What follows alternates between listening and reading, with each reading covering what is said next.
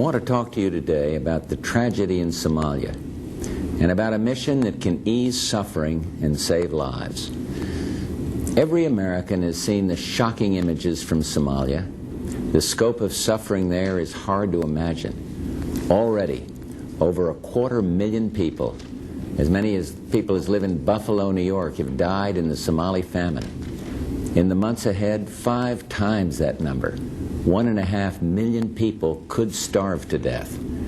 For many months now, the United States has been actively engaged in the massive international relief effort to ease Somalia's suffering. All told, America has sent Somalia 200,000 tons of food, more than half the world total. This summer, the distribution system broke down. Truck convoys from Somalia's ports were blocked.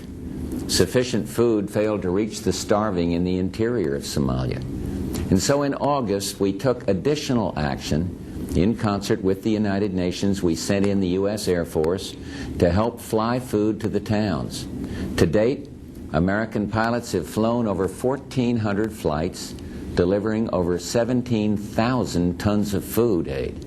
And when the UN authorized 3,500 UN guards to protect the relief operation, we flew in the first of them, 500 soldiers from Pakistan.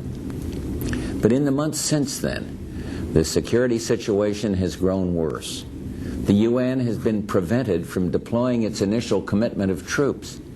In many cases, food from relief flights is being looted upon landing.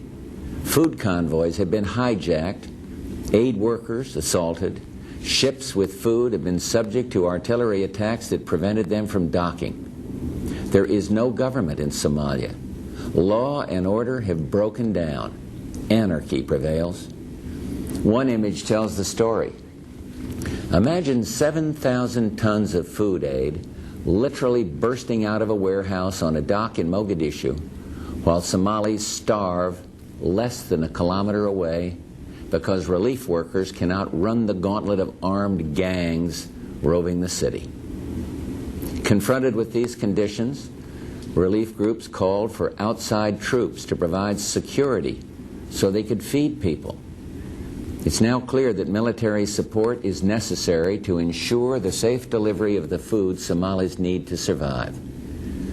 It was this situation which led us to tell the United Nations that the United States would be willing to provide more help to enable relief to be delivered.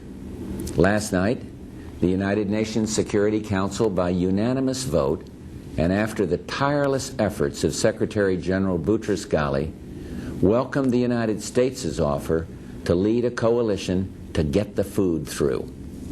After consulting with my advisors, with world leaders, and the congressional leadership, I have today told Secretary General Boutros-Ghali that America will answer the call. I have given the order to Secretary Cheney to move a substantial American force into Somalia. As I speak, a Marine Amphibious Ready Group, which we maintain at sea, is offshore Mogadishu. These troops will be joined by elements of the 1st Marine Expeditionary Force, based out of Camp Pendleton, California, and by the Army's 10th Mountain Division, out of Fort Drum, New York.